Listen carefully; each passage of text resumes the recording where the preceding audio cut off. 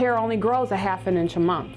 And so, once we get our nutrition and those things accurate and the body is ready to produce hair, it does take time, so patience is the key.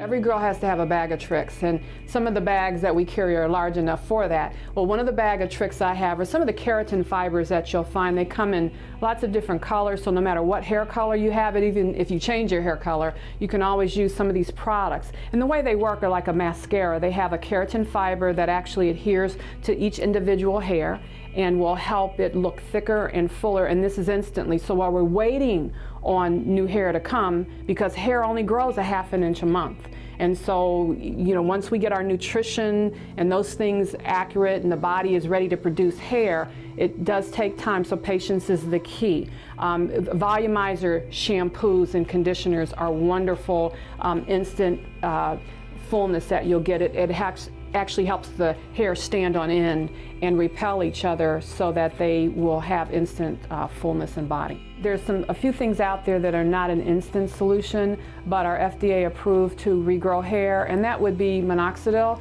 and even low laser therapy. Those are things that I use in clinic and have wonderful results with.